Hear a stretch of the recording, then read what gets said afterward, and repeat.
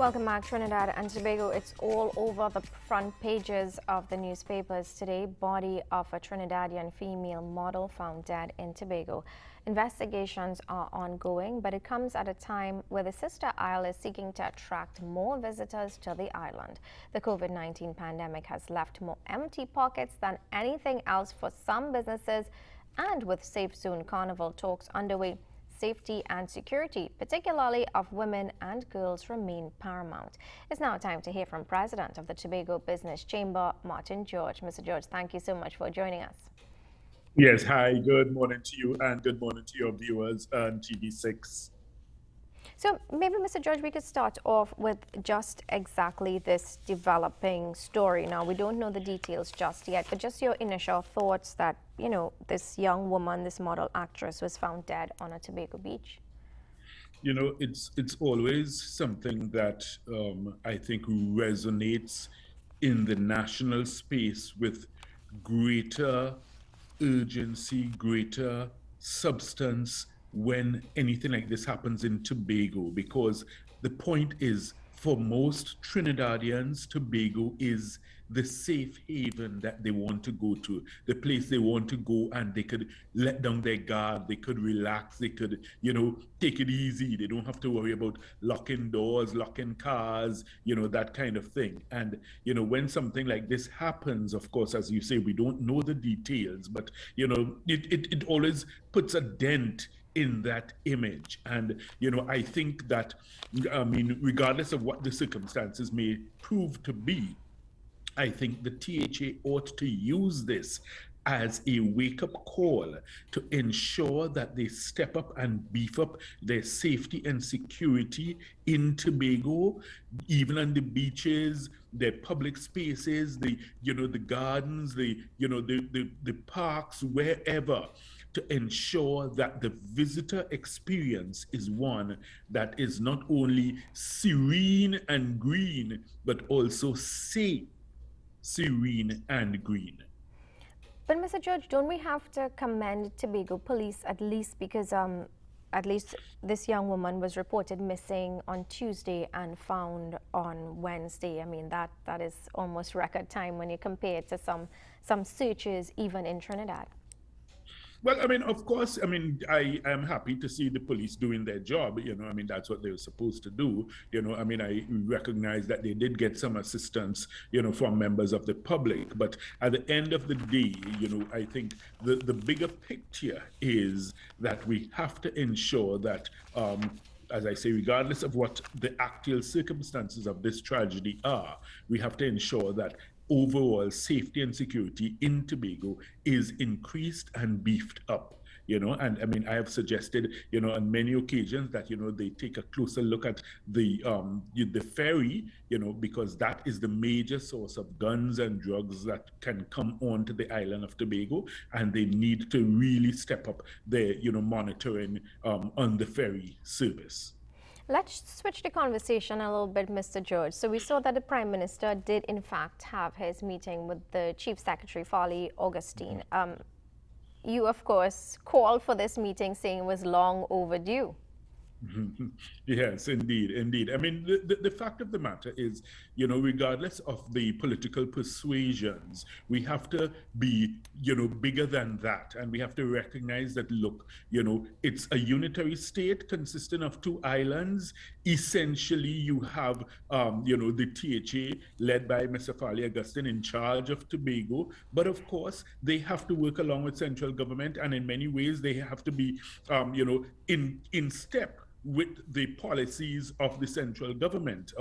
There is the judgment of Justice Nadia Kangaloo in that regard in the matter of Attorney General versus THA, where she basically said, listen, where you have central government policy set by cabinet, the THA cannot on its own set its own policy separate and apart to deviate therefrom. So there is of necessity the requirement that, look, these two gentlemen, put aside their political, baggage and sometimes sit down for the greater good of the nation. And I'm happy to see it as a start. And I mean, we hope to see much more, in the future, productive meetings, not just, a PR, opportunity, or, something, for the record books. We want to see actual meaningful discussions being had and productive, steps being taken as a result. But of course, Mr. George, this meeting happened after Mr. Augustine himself went out and made comments that was contrary to government policy at that point in time, speaking about beaches, the reopening of the beaches. And then he, of course, made public that he had made attempts to reach the office of the Prime Minister to have this very meeting. What do you think sort of expedited it? Well, I mean, I think that, the fact that the Prime Minister himself is, from Tobago, and I think he recognizes that regardless of what, there will always be the need to treat particularly, carefully with the Tobago electorate in that sense, because the bigger picture for both parties is always the 2 Tobago seats. Because when you think of the general election, those 2 seats could become pivotal. So therefore, I think that it's something that the Prime Minister himself would have recognized, and he would see the need to ensure that he at least makes the rapprochement to try to have the meeting, maybe holding out the olive branch if necessary, to ensure that there is that appearance that, look, you are doing the duty and the role of Prime Minister, and you are being bigger than simply focusing on the last election result. What do you suspect was discussed at that meeting? That I have not a clue, and I would not even try to fathom, to even hazard a guess at all about what would have been discussed. But of course, coming out of that meeting, what we did note, well, we know that Mr. Augustine would have spoken about you can't expect to have Carnival celebrations without opening the beaches. He did put out that contrast. And then after the meeting, we saw that beach hours are now have been extended, I think from Monday, that's the 31st, until 6 p.m. Do you think that there was any dialogue, at least on beaches, or Mr. Augustine had some influence on the Prime Minister as it relates to this? Well, I would hope that, these would have been the issues canvassed, even the issues of, how the relationship going forward is to work, between the THA and central government. Because, whether you like it or not, the THA still has to go to central government with its annual budgetary requests and get its annual allocation of funding from central government. So, despite the fact that, of course, it makes for good sound bites when Mr. Augustine, gives the, impression of being, well, the Tobago strong man. And, I am doing what I want for Tobago. At the end of the day, the reality is that you are pitched and framed within a greater context of a unitary state, particularly where, in terms of your financing, you are at this point still dependent on central government. So, it makes for a nice headline, when he makes these statements. And of course, I think his supporters, they buy into it tremendously. And of course, that works well for him. But the practical reality is that you will still need at some point to come and sit down at the table with central government and have these types of discussions. Have you, as president of the chamber, initiated any discussions? Have you met with the new THA to discuss the way forward? Well, we intend to do so. Of course, I would like to give them the time to settle in, because I would imagine they have lots of pressing issues to deal with. They've indicated that there are challenges in terms of the finances and what they found when they, went into office. So, we will, basically find the appropriate moment at which we can make an approach for a meeting to raise the issues that we want to see, put on the front burner for the business community. And what would be some of those issues? And would it not have been more useful to have that meeting before Mr. Augustine met with the Prime Minister? Maybe he could have filtered in some of those concerns. The thing is, I always believe in the teachings of the good book, which says, when you're invited somewhere, you take your seat at the end, and you wait to be invited up. So I would prefer to still take that approach, but at the end of the day, we see it as something that, okay, the pressing concerns are, number one, the removal of the immediate repeal of the Foreign Investment Act. We think that is definitely something that is urgent and needed, because if you look back historically since 2008, 2009, when that legislation was introduced, you had all foreign investment, all direct foreign investment in Tobago dried up immediately. There are still many persons who are willing to invest in Tobago. They're willing to come, put up, guest houses, put up hotels, whatever. But that legislation is always a big hindrance, and it creates a problem. So we need to get rid of that legislation. It's archaic, it's obsolescent, it's outdated. It does not serve any useful purpose. So that is one of our highest priorities, to get rid of that, so that, and particularly, and this is good for Trinidad and Tobago as a whole, because we need foreign exchange in Trinidad and Tobago. So why would we want to cling to this useless piece of legislation? I think the sentiment of some, Mr. George, would be that, foreign investors won't all flock to Tobago and, quote unquote, buy out the island. There's that fear that, Tobago would be given to foreigners, and that some parts or some investments, some businesses should be, in fact, reserved for locals. How do we strike that balance? Well, what you do is you do what several other islands and countries have been able to do successfully. Okay, so for instance, Bermuda, they have limits on how you do it. And in order to maintain, for instance, your investment, you have to pay a fee every year to the government. So there are several ways that it can be done. I mean, there are lots of other islands in the Caribbean are actually attracting and inviting investments. So if we want to sit and bury our heads in the sand, we'll be left behind. Mr. George, I want to ask you, Mr. Augustine himself has been very quiet. He's been almost evasive towards media. What do you make of this? Well, I don't think Fali is at all media shy. not the Fali I know.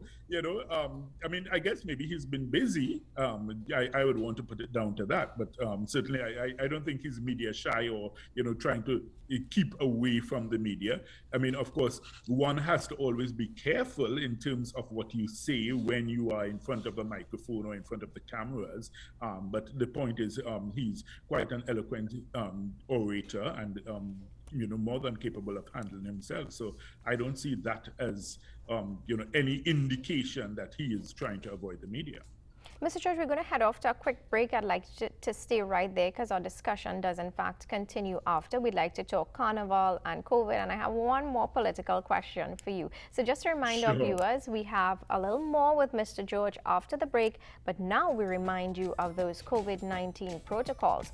Wear a mask over your nose and mouth when you go out into the public. Keep your distance at least 6 feet from others. Stay at home if you're ill. Wash your hands often with soap and water, or you can use an alcohol-based hand sanitizer. If you have to cough or sneeze, do so into the crook of your elbow or into a tissue. Avoid touching your face. Sanitize those hard surfaces, which are tabletops, handrails, doorknobs, and trolleys, as often as possible.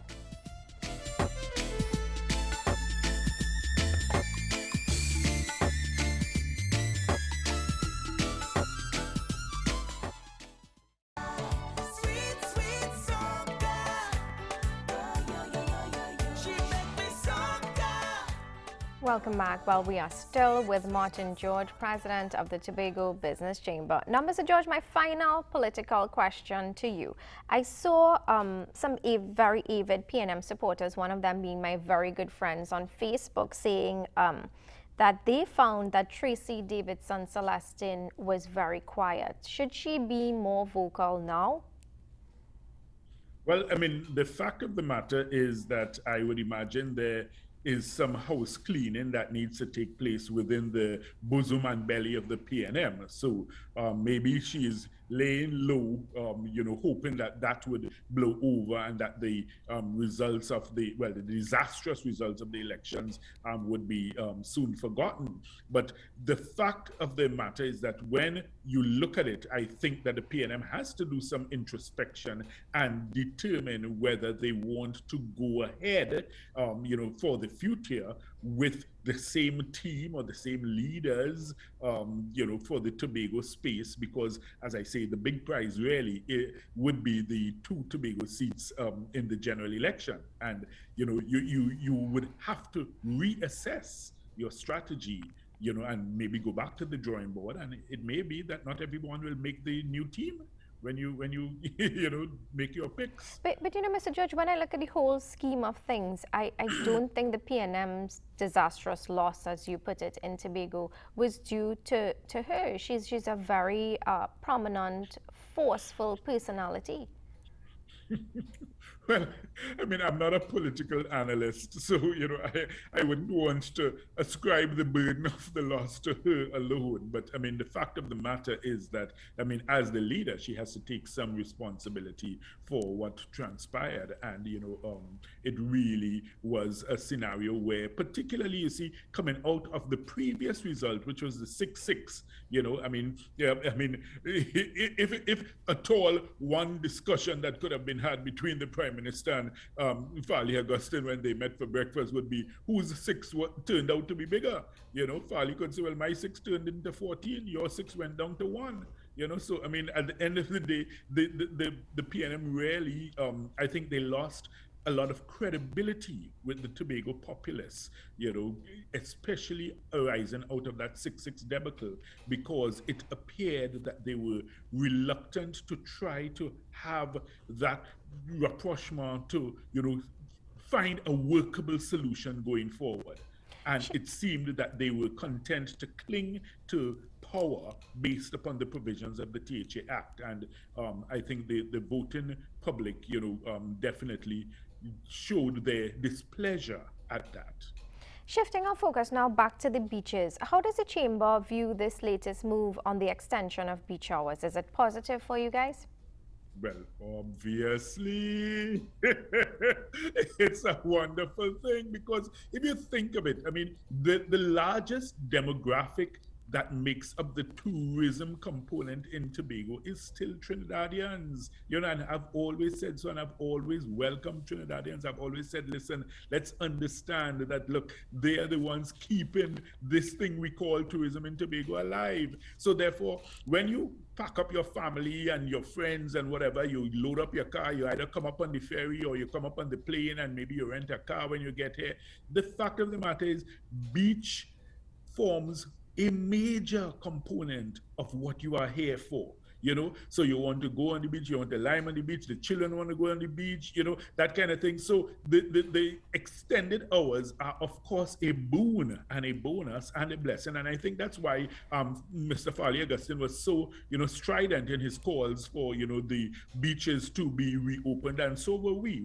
We supported the calls for the beaches to be reopened, because we couldn't see any scientific data which suggested that, having them closed was definitely, aiding in the fight against the pandemic. And in fact, there's so many, virtues to having the beaches open.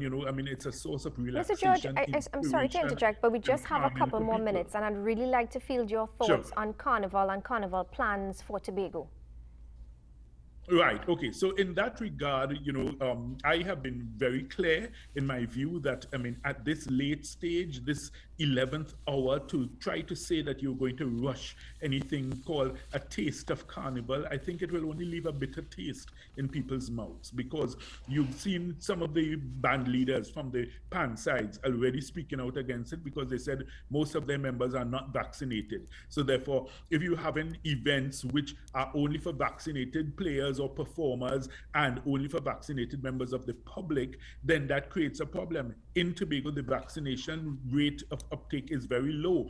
Even the Chief Secretary, Mr. Augustine, lamented that last week. You know, he said when he looked at the figures, he's disappointed in how low they are, and he's actually trying to urge Tobagonians to get vaccinated. So therefore, when you think of it from that context, it doesn't seem to make sense. But even you look further, the Pan American Health Organization, right, its director, Dr. Carissa Etienne, said that last week the Americas reported the highest weekly case count of the entire pandemic. So in other words, we are not in decline in terms of our rates and our infections. In fact, we saw over the last 2 weeks, we hit 2 records, both crossing 1,000 new infections in a 24-hour period in Trinidad and Tobago. So the reality is that it just doesn't seem to be a practical thing. And I've also said that there are much more pressing and immediate concerns that Trinidad and Tobago should be concerned with, particularly Tobago, right? We have schools where the Form 1 to 3 students are supposed to go back out. We don't know how that is going to work because that's supposed to be a shift system. We, the sanitizing, all the social distancing, how is that to be managed by the principals and the teachers? These are things I think that parents are more concerned about than saying that you're going to rush a half-baked, half-picked duck that you're calling this taste of Carnival. Martin George, president of the Tobago Business Chamber, basically saying that there are more pressing issues than Carnival. Thank you so much for joining us and, of course, sharing with us. Thank you very much and have a great morning. You too. Well, as we head off to a break, we're going to share with our viewers a sunset captured at the foreshore heading into Diego Martin. It was sent to us by our very loyal viewer, Rose. Thank you so much for this, Rose.